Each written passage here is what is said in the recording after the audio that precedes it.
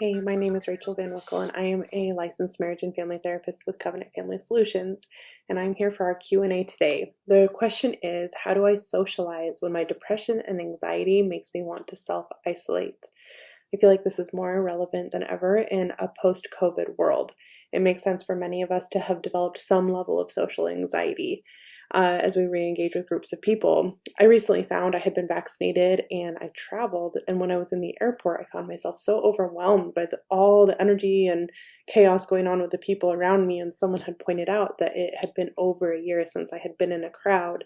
That made so much sense to me. So whether your concern comes from depression, anxiety, social anxiety, or simply concern around specific social situations, we're going to give you a few tips to help you out. Tip number one is to ditch the idea that you have to feel a certain way to act a certain way. When we lose motivation for previously desirable activities, we may have to develop discipline to do things despite how we feel.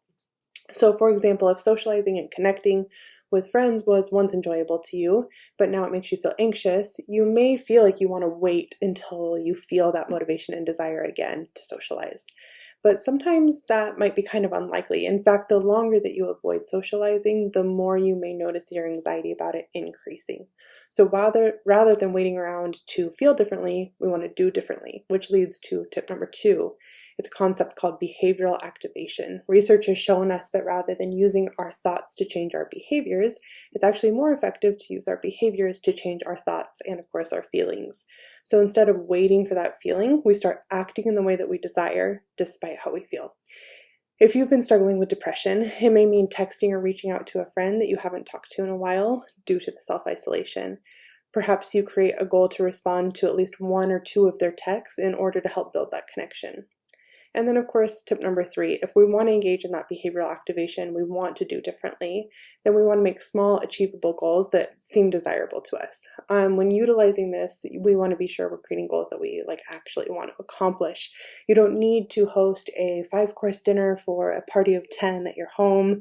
If that isn't your style, start small, right? Send a text to someone that you've been thinking about that you feel like you'd like to be connected to, or maybe even write someone a note in the mail.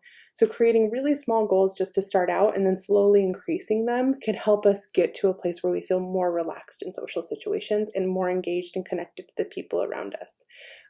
If you accomplish that goal, be sure to reward yourself. If you feel like you could benefit from more support on goals like this, feel free to reach out to Covenant Family Solutions to schedule an appointment with a therapist. Thanks. Take care.